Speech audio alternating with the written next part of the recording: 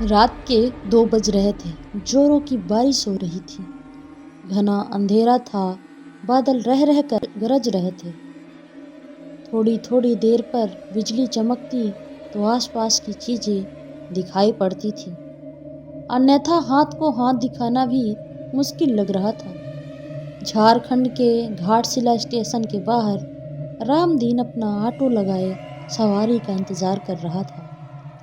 इस मौसम में सवारी मिलने की उम्मीद कम थी, फिर भी हो सकता था कुछ देर बाद आने वाली ट्रेन से कोई सवारी आ जाए।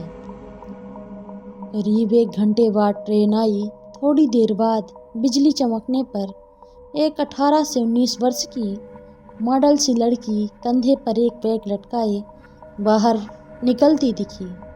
वह सीधे उसके ऑटो के पास पहुंची और मुसावनी चलने को कहा। रामदीन ने कहा कि रात का वक्त है, इसलिए वहां चलने पर 500 रुपये लूँगा, नहीं तो 2-4 घंटे इंतज़ार कर लीजिए, सुबह 100 रुपये में ले चलूँगा। लड़की बोली, अभी 200 रुपये रखो, बाकी वहां पहुंच कर दूँगी, और ऑटो पर बैठ गई। रामदीन ने ऑटो आगे बढ़ा दिया। करीब आधा घंटे बाद वह गंतव्य तक पहुंचा। एक मकान के बाहर लड़की ने गाड़ी रुकवाई और घर से पैसे लेने की बात कहकर अंदर चली गई। काफ़ी देर तक वह नहीं लौटी तो रामदीन अकेले बैठे बैठे परेशान हो गया। उसने घर का दरवाज़ा खटखटाया। काफ़ी देर बाद एक बूढ़े ने आंखें मलते हुए दरवाज़ा खोला।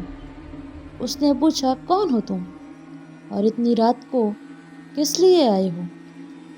रामदीन बोला, जी मैं साहब थोड़ी देर पहले आई हुई एक लड़की है, उन्होंने मेरा पूरा भाड़ा नहीं दिया है। बूढ़े ने आश्चर्य से उसकी ओर देखा। बोला, यहाँ तो कोई मेम साहब नहीं रहती, मैं अकेला रहता हूँ। रामदीन की नज़र एक फोटो पर पड़ी।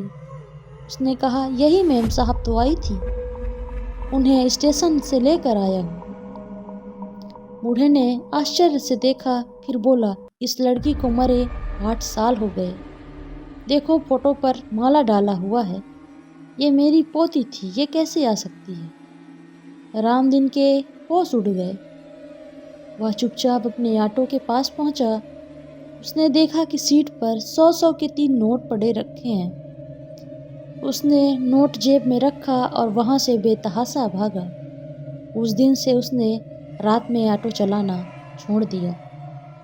आपको ये कहानी कैसी लगी हमें कमेंट सेक्शन में ज़रूर बताएं। मिलते हैं नेक्स्ट वीडियो में।